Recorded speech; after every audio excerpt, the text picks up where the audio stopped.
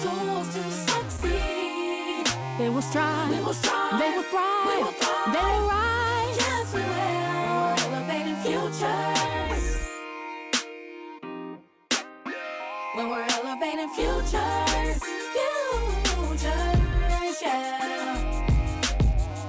My guest today is Laura McBain, the Managing Director and Co-Director of the K-12 Lab at the Hasso Plattner Institute of Design at Stanford. With over 25 years of experience in educational leadership and school transformation, she is a designer and educator focused on using human-centered design to provide equitable and innovative educational experiences. Laura, welcome to the show. Oh, thank you so much for having me, Dr. Perryman. It is a pleasure to be on the call and excited to talk to you today, calling in from Palo Alto, California, and a real honor to be on the show with you today. Well, thank you. And we are so excited to dig in to the content because we know you have so much to share. So let's start at the beginning. Tell us about your personal and professional journey and how you became the Managing Director and Co-Director of the K-12 Lab. Oh, Tracee, how much time we got? Life is always full of serendipities.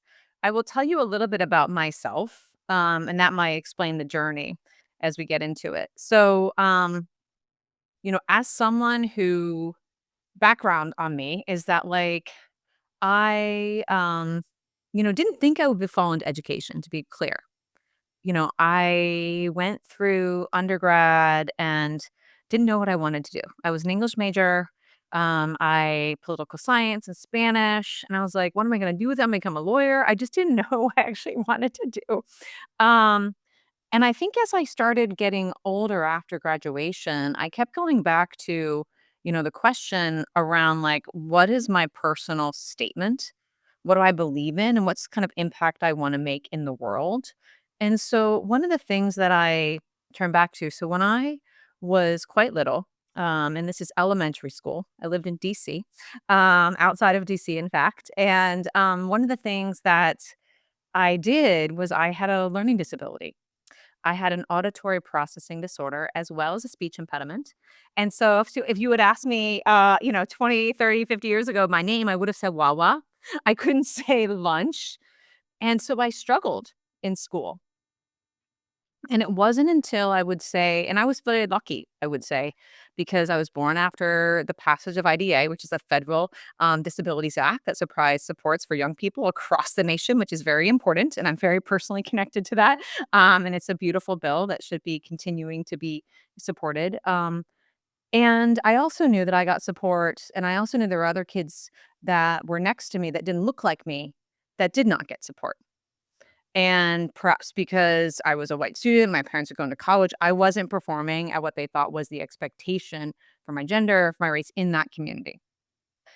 And that kind of stuck with me. I would say I was pulled out. I had some stigma. I would sit in third grade when everyone was going to recess and doing the other things. I would sit with my packets with my kindergarten friend, and we would sit and do these reading exercises.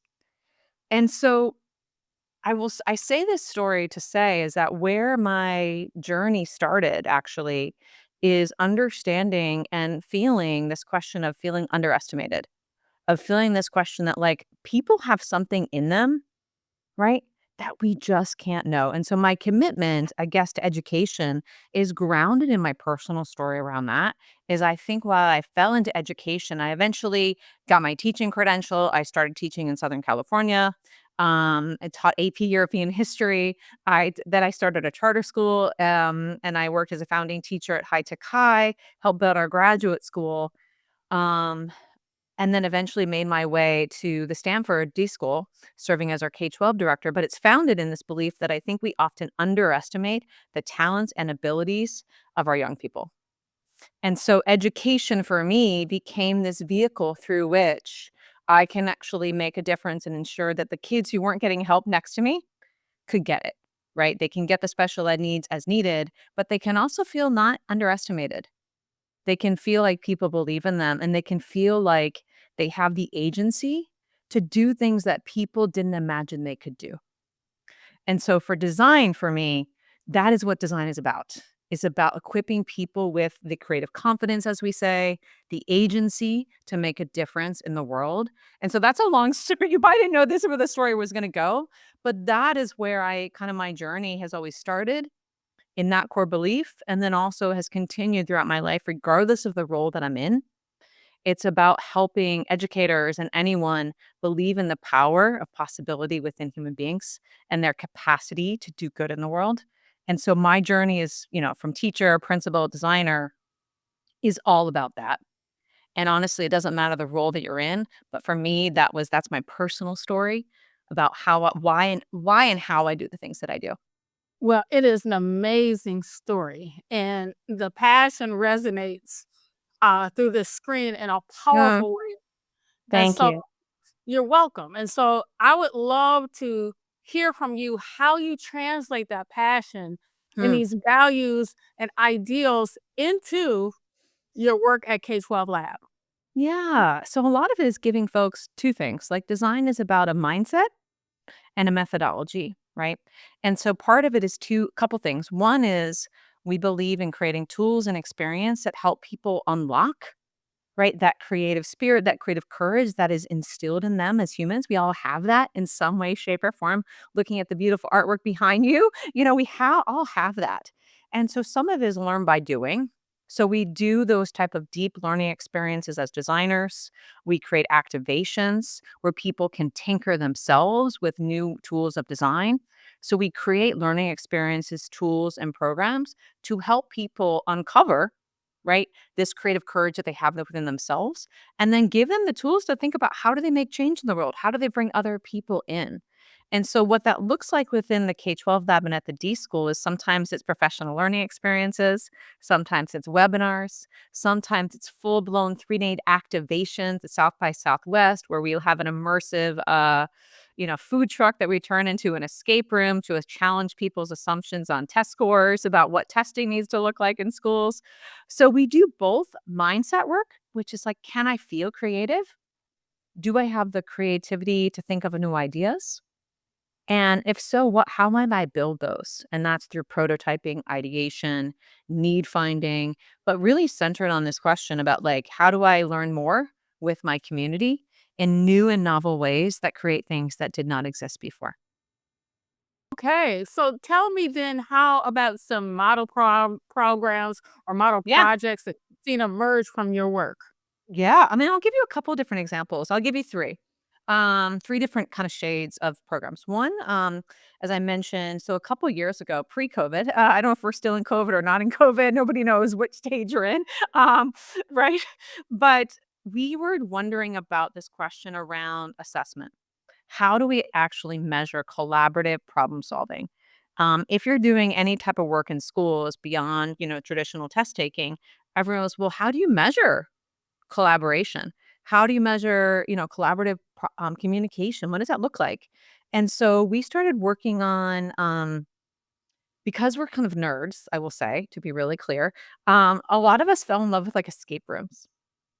And we had this, again, thinking differently, if you will, is what's interesting about an escape room, and you might have done one yourself, I imagine, or know what they are. Is, they're 40 minutes, 60 minutes where you have to work with others to solve a problem. Pretty simple.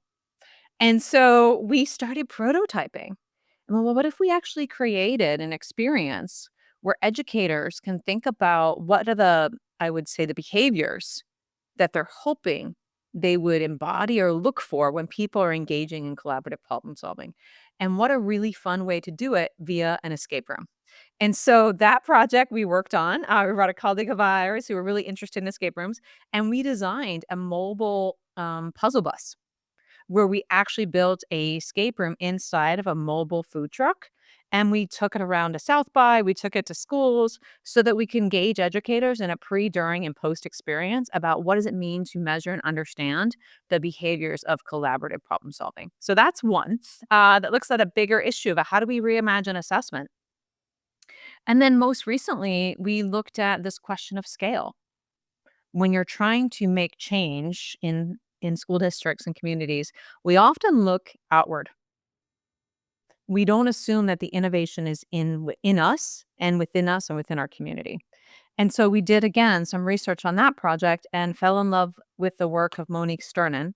And she writes about positive deviance, which is how is it that one person or one group within a community is performing or doing better given the same resources and assets and allocations. And there's a lot of work in this arena, actually comes from my career work in the field as an anthropologist, looking at the Vietnam War, where like, why did one group of families, why are the young people more nourished um, than another group of families? And so what we found was in this work called positive deviance, there are brilliance in every district, every community and school, but sometimes we brush over them. We kind of say, well, they're the outlier. And so we developed a toolkit that's around uncovering and finding the positive deviance folks within your own school districts and communities so that you can understand and get better at seeing innovation in the moment. How do you take the teacher that's just doing this great job and not saying, well, they're this amazing person? There's actual tools and mindsets and behaviors that this person does. And can we understand them better and not just replicate the teacher? Because we can't do that. But we can actually make the behaviors and the skills and the tools that they do more accessible to others and increase everyone based on the great work that's happening within a community, not from with outside. That is extraordinary. Do you have any summary reports that Oh, kind yeah. of give us some themes as to what those prototypes might look like? Oh, yeah. I mean, I can share in the chat at some point or part of this. I have not only what they look like, but also the toolkits that people can take and do it themselves. So our job is not just to do the work, but create accessible tools and resources where people can literally go build the escape room if I send you the link. It's on our website. Same thing with the positive toolkit.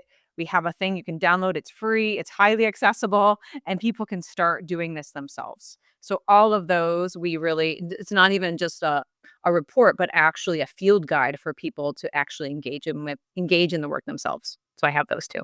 That would be very helpful because in many conversations, I hear just what you spoke to. We Yeah, have phenomenal instructors or phenomenal leaders over here, but we don't know how to replicate their yeah, impact. And so yeah, I think that among all of the things that you provide, it will help with decision making yeah, uh, for administrators and leaders if they have some guidance as to who to invest in yeah. and the type of characteristics to uplift, incentivize, and reward. That's right. And it's an interesting thing because, and I sent the link here and I'll give you the puzzle one in just a minute. Part of the challenge I think when we're thinking about educators and having worked in a lot of schools, is that sometimes the person that's doing some of the like most outlandish work who is a positive deviant, it's often countercultural sometimes. And we sometimes push back on that person and say, oh, they're just the out there person. And I think part of the incentivation is not just have to be metrics. Some of it is acknowledging that the person who's doing something different might have something to offer that kind of, I would say, subversive pushback on what's happening. We need to get better at noticing when those are really getting better at seeing them actually and honoring that person as like, oh, they're an innovator. They're just not that yes, they do great on the math scores. They do this thing, but they're actually an innovator. And so how to me is part of the mindset work is not just incentivizing people by celebrating their work, but actually like honoring that they are an innovator of what's happening in pedagogy and community and with students. And that is a fundamental that we don't often do. Well, tell me this, how does a community, how does first of all, do you have to be a school district to become a part of your work, or how can organizations get involved or be studied or be included? Yeah. I mean, one thing we can do, and I'm dropping some links in here for you all to see, is like anyone who's watching this podcast, let's just say, you're in already. You're in the fam. You're in. Like there's no barrier to entry. Everything about one of our sites and anything we put out is for public consumption. You can be a school district. You can be I would say the thing that we always love to say is like be interested in making change. It doesn't matter the role that you're in. We work with, of course, school districts and teachers, but educators in all types, in and outside school. We work with like out of school programs as well. Our colleagues down the street, Street Code Academy, that does amazing work with young people 8 to 80, helping everyone see themselves as technologists and learners. And so I say this to say is anyone can work with us. We are, the only requirement is that you're in, that you want to make change in your community and we'll do it together. Okay. So when we think about the emphasis on STEM or STEAM and technology Yeah. and many debates that emerge, right? Like how Yeah. much should it be about the tech and how much should it be about human capital? How do you Yeah. balance those tensions in your work? That is especially, it's a really great question, Dr. Perryman, because as the rate of emerging technology is coming, like we think about AI, think about gene editing. One of the other areas that we've worked on and I've worked on within the D.school is my colleague and I were just walking on the way over here. And we have an emerging tech portfolio of work of resources, which I'm also happy to share. They're also free and downloadable and usable. Um, I think there's a really important distinction between we think about STEM or STEAM or STEAMy, as everyone's like naming it different things, right? Whatever acronym you want to use for it. I don't know. I don't know where it's there's like scheme, I think is in there too. I don't know. There's so many different versions of this nowadays. But I think the fundamental thing is we have to shift from this concept that like science, technology, and STEM, and technology in there, we are all technologists, particularly today. Doesn't matter whether you're a history teacher, you are a math teacher, or whether you're an English teacher. All of us have the capacity to be technologists. And so in order to actually like think about your question, we have to reframe who is actually designing this stuff. Who is empowered to understand what it looks like? How do you break open, the algorithms and understand what those are? And I think that can happen in a technology class, but it also can happen in a social science classroom. And so I'll share what we call map the problem space is that we're talking about technology, we're talking about data. And who controls the data designs what the thing does. It's always about data. And data is the thing of when we're looking at our iPhones or we're looking at algorithms or we're looking at your TikTok feed, right? It's a little bit what we call like, I like to liken it to the matrix. Is once you see the algorithms in your life, you will be better informed about what's controlling you. And so I think there's two things. One is we all need to understand, I think, the core competencies of what these technologies are, whether it's AI, right? We're thinking about generative AI, whether it's gene editing, understanding that. We all have that capacity and should have that capacity to do that. And I'll share some work on this front in just a minute. But then the thing is like, it's not just understanding what it is. It's like, what are the long-term intended or unintended consequences of what this technology might do? Who might it benefit and who might it harm? Those are social science questions. Those are not technology questions. And I think sometimes we make these like binary things, but actually all of us are technologists. And as we see, AI taking over for coding and things like that, we need to understand what it is so that we know what questions to ask. My colleague Carissa Carter says that you don't need to be a coder to know what the code can do. And I think this is the moment that we're in, and I think a lot of us need to get better at looking at this and thinking about technology not from what the product is, but from a social science lens is like, what do we want it to be? What impact is it going to have? And how might we know? And helping those who are in the social science arena advocate for themselves in this space because depending on which room you're sitting in, Yep. sometimes our social scientists get moved to the background, and that could be detrimental to the future of education and the future of our society if we lose sight of critical thinking and become too focused on the possibilities of what technology can do or what kind Yes. of conveniences it can afford. Yeah. I mean, my colleague Katie Knight, who's at the Siegel Family Endowment, talks about technopragmatism, which is like tech is not always the answer. Sometimes it's a more human answer. And I think you're exactly right. I think, and I shared some of our work here. I love algorithms, which is a game board that people can take up.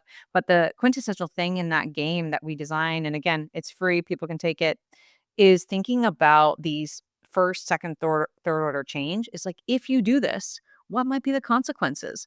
First, 1 year out, 2 years out, what systems might it radically imagine? And I think that social scientists, to your point, are very unique to ask those questions and need to be in the conversation, not just when it's developed, not in the aftermath, but in the design phase of what we're designing. Like they have to bring that lens. And I think at the D School, one of the things that we always do and pride ourselves in is the unique collaboration between folks who are working in education, technology, thinking about social sciences. We actually think that is a really interesting group of people to come together, that diverse perspectives, device lived experience, expertise, that type of thing actually should be what a good design team is. It's not just technologists designing on their own without the voice and without the voice and wisdom, if you will, of some of the social scientists. Absolutely. And speaking to voice, I think is a good segue to talk about parents. Yeah. In your work, how do you all engage parents in these conversations and in the long haul, right? Yeah. Of innovating and sustaining schools that are responsive to the 21st century needs of students and their families. Yeah. I mean, I think this is the question. I mean, you're asking a really good question. I'm going to put up another thing that we did recently, I think about a year ago at the Smithsonian, actually, um, that we engaged a whole bunch of people. Let's see if I can find it in just a minute. But where one of the things that we've been doing with parents in particular, and I would say intergenerational groups to be explicit, where we have young people and parents together, is one of our projects that we spent a lot of time with. Um, is thinking about what we call futures thinking, which is how do we think differently about the future? And one of the projects that we've run for the last number of years as part of that work is what we call a Hall of Descendants. And we work with a lot of different futurists. And we have brought in parents as well as like young people to think about when they think about education or we talk about the future of learning. One of the challenges that I've noticed is that we think about the future of learning in the abstract. But we're not thinking about, well, no, this is my child's child. This is my partner's, this is my neighbor's child. And so sometimes I think what we actually help parents think about is how do we think about long-term legacy? How do we help them think through that, like, we want to meet the urgent need of our young people today, but we all need to be acting as if we are ancestors to their education community today. That is the key. And I think Roman Kisnarik's work, being a good ancestor, I think is a place to start with parents. Because when I've done this work, and I can share some more links, we have people create a physical portrait of their descendants. And we ask them four basic questions like, what do they love? What kind of world do they live in? What kind of values do they hold? And what do they need? And I will tell you, and I've done this, we did that at the Smithsonian. I've done this at South by Southwest. We've done this like all different variations with different types of communities on all different political spectrums, to be really clear. And what I find is that, like, at the end of the day, everyone wants their young person and their future young people, in any shade that we're talking about, like any different degrees of separation, to have confidence, to have creativity, to have empathy, to have the ability to shape their lives. That is a universal need. And so when we actually can get to that core piece, we can actually start asking a different question about, like, if that's what we all want for our descendants in our community, what do we need to do today? What type of work? What does school need to look like and to embody that I think all of us want for the future that we're leaving behind? And so I think that's actually like where we can start with parents, because we could get into STEM and curriculum and things like that. But I think what we're asking is, like, what type of legacy do we want our communities to leave behind that will impact, the generations that the parents are also stewarding? That is amazing. And tell me now, once you collect this data from parents, this information, what is the next step to combine that work or to infuse that work into the actual running Yeah. or administration of the schools where their children and grandchildren attend. Yeah, so I'll put some more links in there, and I'll probably just, like, drop it in there because I think I'm just giving you one example, but we've got lots of different ways to think differently about how do you approach the future differently, um, and so I'll just drop some stuff in there, and you can kinda see our library, if you will, but often what we're doing with folks, and part of it is experiential futures or experiential, learning, is what people are designing, whether it's like a portrait, it might be a tour from the future. My colleagues design that, which is like, let's have a tour from a school in 15 years. What would that tour look like? What people are actually allowing what we call their preferred futures, right? We have our plausible futures, which is things we think will happen if nothing changes. We have our possible futures where the world can go. But ultimately, what we're trying to build are these preferred futures in our community. And everything, whether it's a tour from the future, a hall from descendants, whatever kind of activity that I just put in our chat here, they're visions of a future. They're just visions, right? And so the question we can start thinking as a designer is like, given that vision, what do we need to learn? Whom do we need to learn with more now? That's not included in that vision. And then what can we try? We apply a prototyping lens to that. If we have this vision of what we think is possible, and within those visions, I've seen, people having a deep connection to nature. I can't tell you how many times I've done this with like mixed groups, and they'll say that I want my students to be in nature more. And when I see those images and they will draw visions of their future, literally in prototypes, like very, very scrappy, within that is a prototype. Within that is an idea that actually could get starting to incubate, if you will. And so this is where design comes in. Is like we allow some of these futures thinking to like build our imagination, and then we can actually piece out, well, what in that could we start today? Could we start a program? Could we pilot? Could we prototype something where we can learn more now in order to make that vision and start working toward that vision now? And so some of that's the work that design does.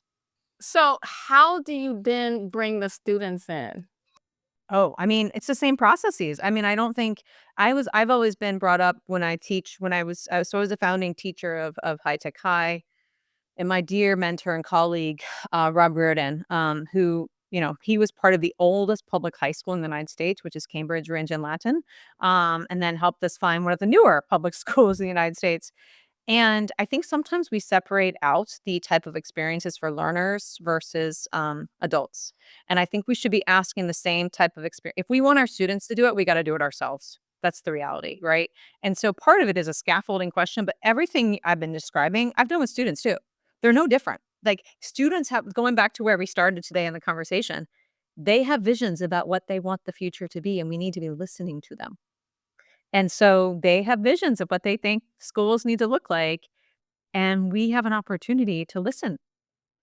And so I think we should have I think we need similar structures for the audiences that we're serving, whether it's a teacher, a parent, a student, and then we can start building those together, and bringing those communities together. And I think from the student perspective, like their imagination is great. So let's lean into that. Let's listen to what they have to say and then find out what's not working for them. So then tell me this. I'm sure that you assess data and input from students, and assess data input from parents, caregivers. Tell us a bit about the common threads that you see and then some of the Right. differences of what they report. On which topic? On which arena?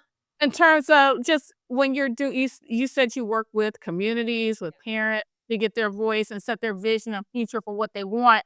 And then Yes. with students, you also leaned into it's very important to see their vision for the future. So what would be Yes. the commonalities between their visions for the future and Yeah. what distinctions? Oh, that's a good question. Sometimes they're not as different as you think. I think they're not that wildly different. I think young people want more freedom. They want more agency. They wanna have an opportunity to be more flexible and learn. Now, not surprising, we think about the world in which our young people are raising is the flexibility to have just-in-time learning, to explore things on their own pace. I'm seeing a lot of that is, like, we want, a lot of the young people that we've been interviewing, there's 2 things they're quite concerned about, I will say. One is, like, can they have more flexibility? Can they have more agency? Can they design their learning experiences more given that there are so many platforms and experiences, and if we look at video games or other analogies, that are already letting them do that. So, like, that's a big theme. We're seeing that already, right? And then I would think that the existential things that I hear for young people is climate. Is like there is definitely a feeling for young people today, particularly in the climate crisis that are happening around the country, like that seems to be a reoccurring theme, is how might we make change today within that arena in our community? That comes up a lot. That's what I've seen as well.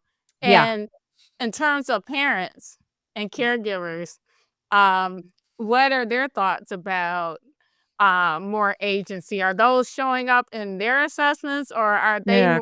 thinking from a more traditional perspective? I mean, I think it ranges, I would say. I think it's a little bit of a range. I think they're not all that different. I think the question is like they want the agency, and at the same time, how do they ensure that young people are one of the things that I think they're worried, I would say as well, is like how might those pathways not become overly predictive? So one of the unique pieces about learning is that sometimes you love something because some teacher like a Dr. Perryman introduced you to this thing that you never thought you would be introduced to. And so that is the tension is like we want people to feel like they have the agency to explore the thing. And sometimes guided mentors, experienced teachers have the capacity to interject. And I'm sure you and I could talk about stories where we've done that with young people. And then that has opened up a different pathway for them.